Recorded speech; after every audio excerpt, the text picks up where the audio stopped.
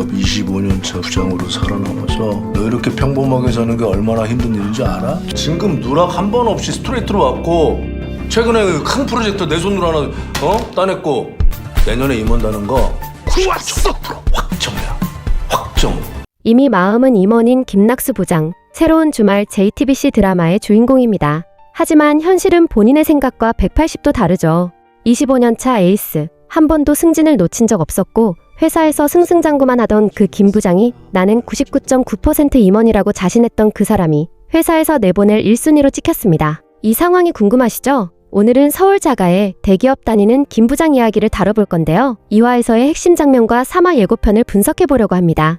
우선 간략하게 이 드라마를 소개하자면 이 드라마는 원작 소설이 있는 작품입니다. 서울 자가의 대기업 다니는 김 부장 이야기는 송희구 작가의 동명소설이 원작인데요.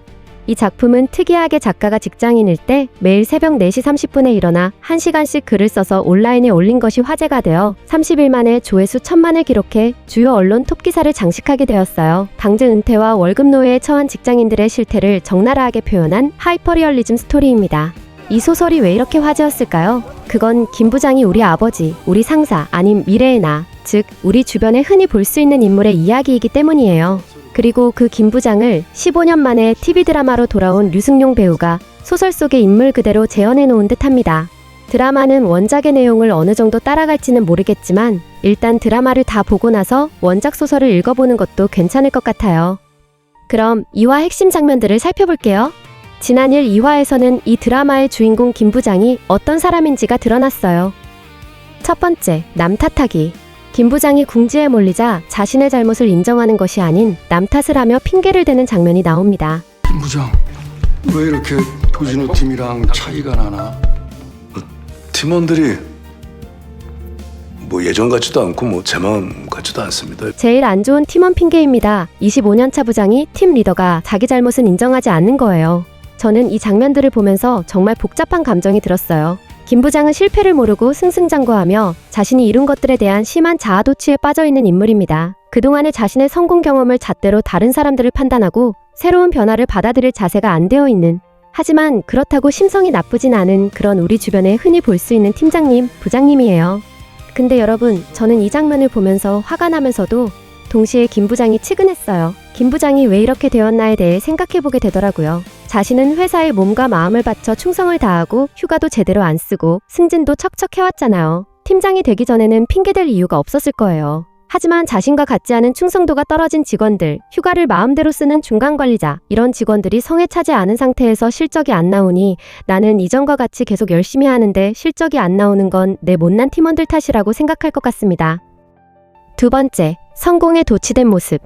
또 다른 김 부장의 모습은 자신의 성공에 자아도취되어 있는 모습입니다. 김 부장은 25년간 청춘을 다 바쳐 일했습니다. 열심히 일했고 성공했고 한 번도 승진을 놓치지 않았어요. 나는 성공했어. 나는 99.9% 임원이야. 근데 안타깝게도 그 성공이 독이 된 거예요. 성공에 취해서 아나무인이 되었고 대기업 부장이라는 껍데기에 갇혀서 사소한 잘못도 인정하지 못하는 사람이 되어버렸습니다. 이러한 모습이 아들과의 갈등에서 가장 가슴 아프게 나타납니다. 저는 중국집에서 가족 식사하는 장면이 제일 가슴 아팠어요. 아들이 뭔가 말하려고 하면 김 부장은 듣지 않아요. 아빠가 인생 경험이 더 많아 내 말을 들어 실패를 경험하지 못했기 때문이에요. 25년 동안 승승장구했으니까 뭐든 자기가 옳다고 생각하는 거죠. 사과하세요, 아버지. 뭐? 엄마, 아빠가 정신없이 일하다 보면 실수할 수도 있는 거지. 그러니까 사과하시라고요. 야! 서비스업 하는 사람들 그 정도 컴플레인은 다 감수하고 하는 거야, 임마. 뭐가 위대한 거예요, 아버지? 아들이 지금 아버지를 무슨 눈으로 보고 있는지 안 무서우세요?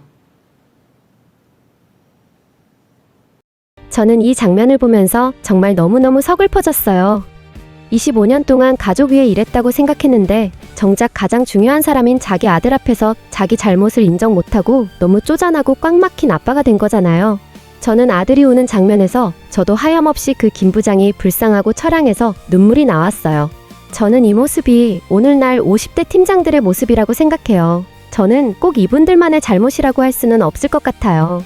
누구나 부러워하는 대기업 부장이 자신이 아닌 그 타이틀에 다들 맞춰주고 갑으로 대해주는 현실에 김 부장은, 그리고 많은 50대 팀장들은 현실을 인정하지 못하는 거예요. 나는 항상 갑이었고 내가 이렇게 행동하는 건 당연한 거였거든요. 이건 알량한 자존심의 최후의 발악 같았어요. 정말 마음이 아팠습니다. 그 다음으로는 2화에서는 충격적인 장면들이 나왔는데요. 먼저 인사 담당자와 백상무가 회의를 하며 허과장 대신 내보낼 사람 명단에 후보자들을 거론합니다. 근속 20년 이상의 최소 차장급으로 한 명 새로 찍어주셔야 돼. 구조조정 1순위 김낙수 부장. 25년차 에이스가 회사에서 내보낼 사람 1순위로 찍힌 겁니다. 백상무는 개인적인 친분 때문에 보호해주고 싶지만 어쩔 도리가 없다는 걸 알고 있어요. 그래서 어떻게 김 부장에게 말해야 할지 고민하는 거죠. 만약 여러분이 백상무라면 어떻게 말하시겠어요? 정말 고민될 것 같습니다. 그리고 2화 마지막에 큰 사건이 터집니다. 백상무는 김 부장에게 극대노하며 자기 방으로 오라고 호통을 치죠. 들어와.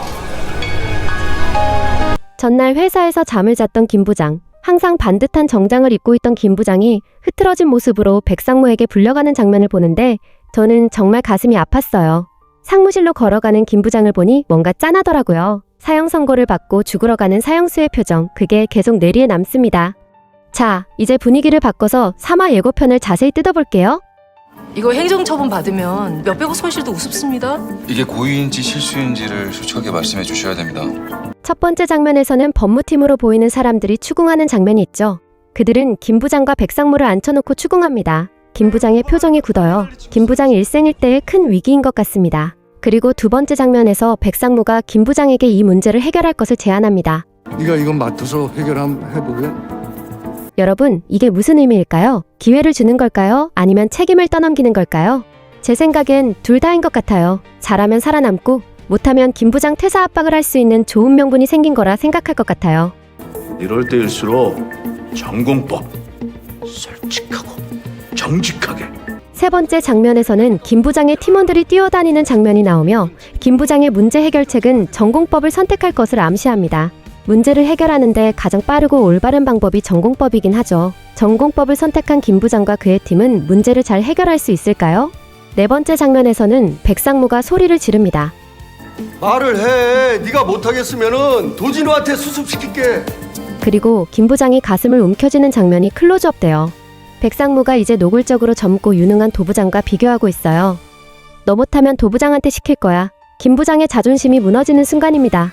그리고 마지막 장면이 나오죠. 아니 지금 회사 온 눈이 지금 여기를 향하고 있다고. 지금은 해결하는 놈이 MVP가 되는 거라고. 여러분, 김 부장은 현실 파악이 안 되어 있죠? 지금 자신은 잘릴 위기에 처해 있는데 여전히 성공, 인정, 승진만 생각하고 있어요. 이렇게 현실 파악이 안 될 경우 회사가 보는 자신의 입지와 자기가 생각하는 자신의 입지의 간극이 너무나 크게 벌어지고 나중에 회사와의 큰 갈등이 생기게 될 것 같습니다. 여러분은 3화에서 어떻게 될 것 같으세요? 에이스 김 부장의 전공법이 통하고 이 문제를 해결할 수 있을까요? 댓글로 의견 남겨주세요. 여러분, 저는 이제 1, 2화를 봤을 뿐이지만 이 드라마가 솔직히 무섭습니다. 이 드라마가 무서운 이유는 이 스토리가 픽션이 아니라 다큐멘터리이기 때문이에요. 지금 이 순간에도 대한민국 수많은 회사에서 50대 팀장급들이 똑같은 상황을 겪고 있는 현실을 담아내고 있어요. 청춘을 다 바쳤는데 인사과는 구조조정 명단에 이름을 올리고 유능하고 빠릿빠릿한 젊은 후배는 자신의 자리를 노리고 회사는 이제 더 이상 당신을 필요로 하지 않는다고 냉정하게 말해요. 저는 이 드라마를 보면서 정말 많은 생각이 들었어요. 성공이란 뭘까? 행복이란 뭘까? 우리는 무엇을 위해 일하는 걸까? 그리고 회사를 다니는 우리의 마지막은 어떻게 될까? 여러분은 어떤 생각이 드세요? 3화는 이번 주 토요일 밤 10시 40분 JTBC에서 방송됩니다. 몇백억 손실 위기, 도부장과의 대결 구조조정. 김 부장은 과연 이 위기를 어떻게 넘길까요? 오늘 영상은 여기까지입니다. 좋아요와 구독은 제가 영상을 만드는데 큰 힘이 됩니다. 지금까지 스노우맨 리뷰였습니다. 항상 감사합니다.